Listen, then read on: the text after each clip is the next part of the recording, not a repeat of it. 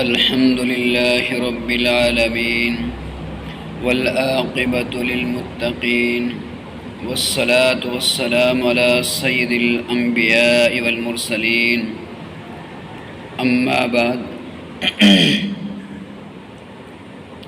أعوذ بالله من الشيطان الرجيم بسم الله الرحمن الرحيم إن بطش ربك لشديد وقال الله تعالى في مقام آخر وما للظالمين من أنصار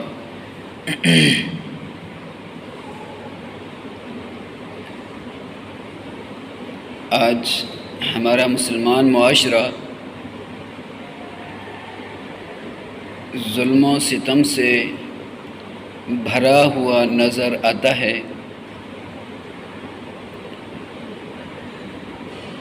گھر گھر، گلی گلی، جگہ جگہ ظلم ہی ظلم نظر آ رہا ہے۔ ایسے ایسے ظلم و ستم نظر آ رہے ہیں جن ظلموں کو دیکھ کر دل خون کے آنسو روتا ہے،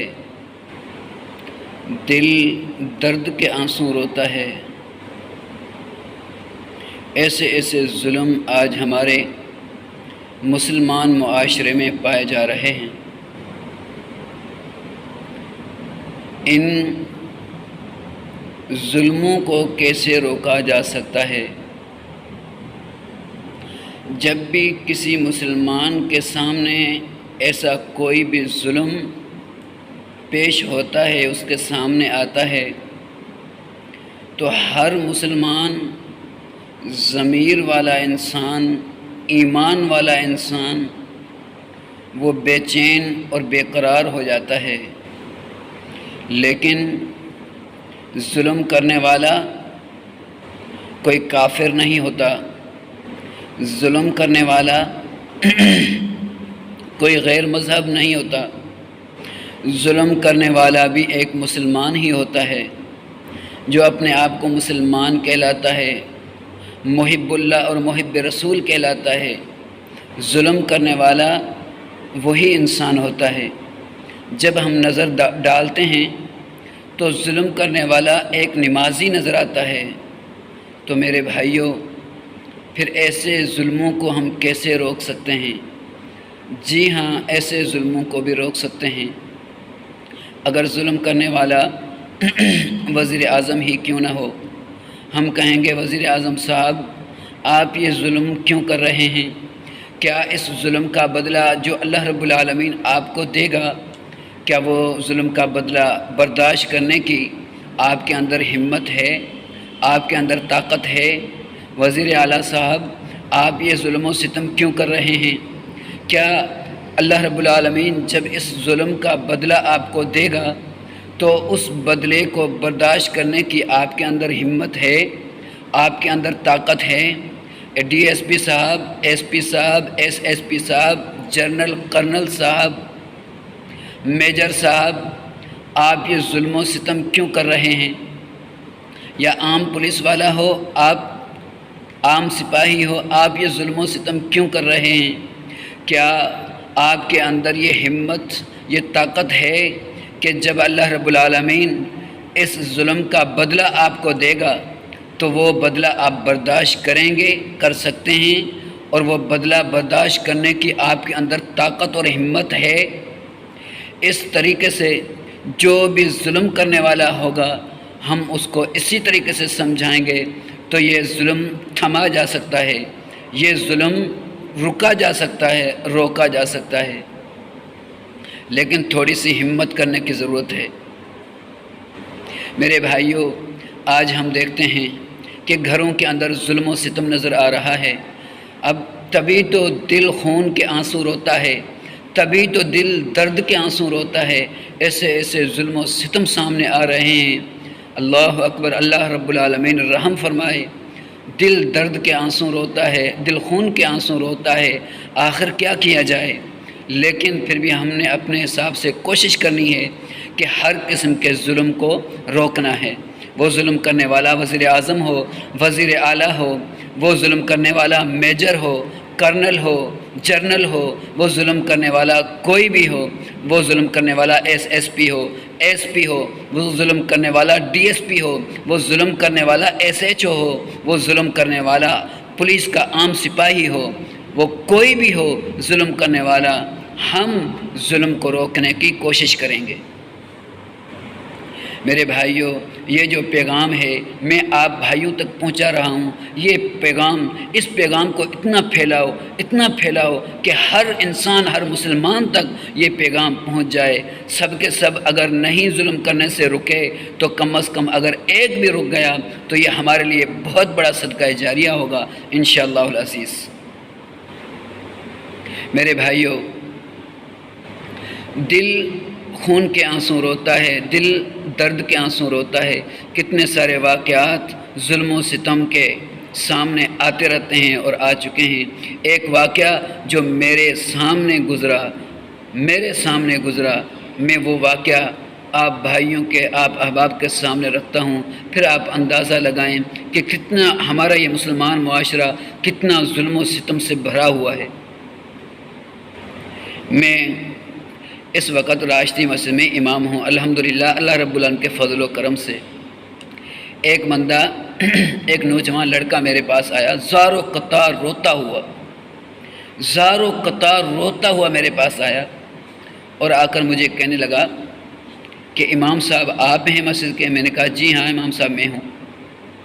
وہ کہنے لگا کہ میں نے ایک آپ سے مسئلہ پوچھنا ہے۔ میں نے کہا جی ہاں پوچھیں، کیا مسئلہ ہے؟ تو وہ بیچارہ بول ہی نہیں رہا تھا، بول نہیں پا رہا تھا، وہ اتنا زار و قطار رو رہا تھا، بول نہیں پا رہا تھا، اس سے یعنی زبان اس کی ساتھ نہیں دے رہی تھی کہ وہ بولے، وہ کچھ الفاظ بولے، اتنا وہ زار و قطار رو رہا تھا۔ تو وہ کہنے لگا مسئلہ یہ ہے، پھر زار و قطار رونے لگا، پھر اپنے اوپر کنٹرول، قابو بڑی مشکل سے کنٹرول کرے، پھر کہا کہ مسئلہ یہ ہے، پھر زار و قطار رونے لگے۔ یہ صورتحال، یہ معاملہ میرے آنکھوں کے سامنے سے گزرا ہے۔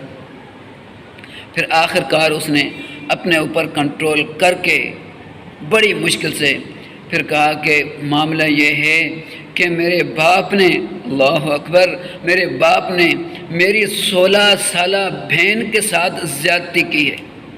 میرے باپ نے، کہنے لگا میرے باپ نے میری 16 سالہ بہن کے ساتھ زیادتی کی ہے۔ اب اندازہ لگائیں اس سے بڑھ کر ظلم اور کیا ہوگا۔ وہ لڑکا، نوجوان لڑکا ساتھ میں یہ بھی کہنے لگا کہ میرا باپ کوئی دنیا دار نہیں بلکہ دیندار ہے، میرا باپ 5 وقت کی نماز کا پابند ہے، میرے باپ نے داڑھی بھی رکھی ہوئی ہے، اس کے باوجود میرا باپ نے اتنا بڑا ظلم کیا ہے اور یہ میری 16 سالہ بہن ہے، اس کے ساتھ زیادتی کی ہے، بلکہ میری ایک 5 سالہ بہن ہے، وہ 5 سالہ بہن وہ بھی شکایت کرنے لگی تھی، وہ بھی کہنے لگی تھی کہ میرے بابا نے میرے بھی کپڑے اتارے تھے۔ اللہ اکبر۔ اب اس طرح کے ظلموں کو ہم نے روکنا ہے، اس طرح کے ظلموں کو روکنا ہے، اس طرح کے ظالموں کی بھی مدد کرنی ہے اور اس طرح کے مظلوموں کی بھی مدد کرنی ہے، یہ ہمارا فرض بنتا ہے۔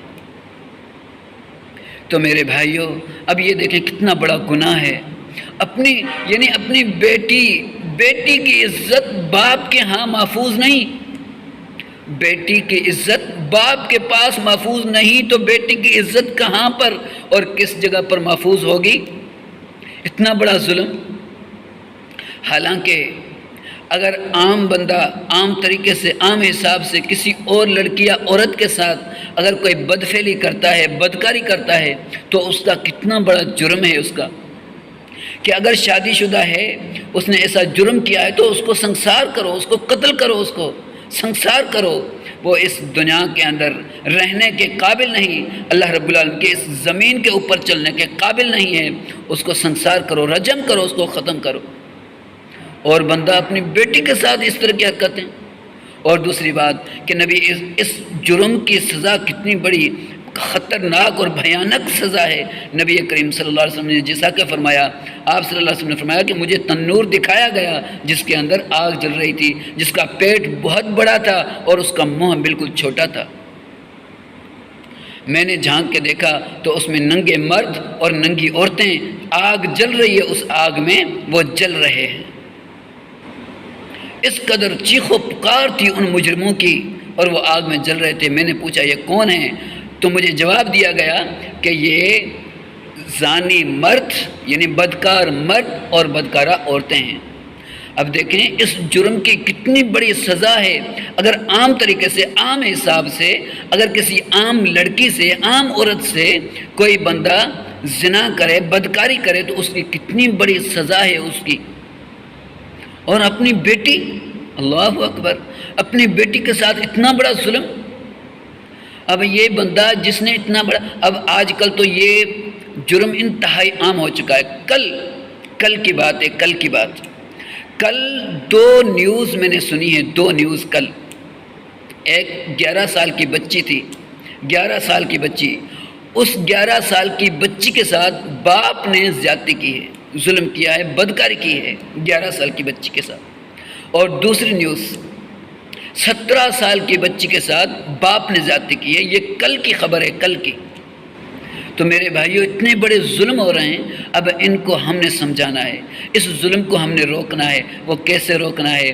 اس طرح کا ظلم کرنے والے کو ہم نے اس طریقے سے روکنا ہے کہ میرے بھائی دیکھ، آپ نے اتنا بڑا ظلم کیا ہے یا آپ اتنے بڑے ظلم کرتے رہتے ہیں، کیا جب اللہ رب العالمین ان ظلموں کا آپ کو بدلہ دے گا تو کیا آپ برداشت کر سکیں گے؟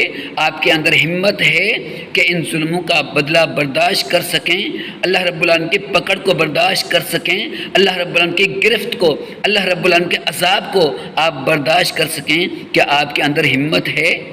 اس طریقے سے یہ ظلم روکا جا سکتا ہے۔ تو میرے بھائیوں، ہم نے کوشش کرنی ہے، جتنے بھی میرے احباب، میرے بھائی، میرے دوست جن تک یہ میرا پیغام پہنچ رہا ہے، ان سے گزارش ہے، ان سے عرض ہے کہ اس پیغام کو پھیلائیں، شیئر کریں، اتنا شیئر کریں، اتنا پھیلائیں اس پیغام کو کہ گھر گھر، جگہ جگہ، گلی گلی، پورا ہمارا مسلمان معاشرہ، پورا ہمارے مسلمان معاشرے میں، پورے ہمارے ملک میں یہ پیغام پہنچ جائے اور یہ ظلم و ستم بند ہو جائے۔ اللہ رب العالمین سے دعا ہے، اللہ رب العالمین ہمیں صحیح معنی میں سمجھنے اور عمل کرنے کی توفیق عطا فرمائے۔ وما علینا الا البلاغ۔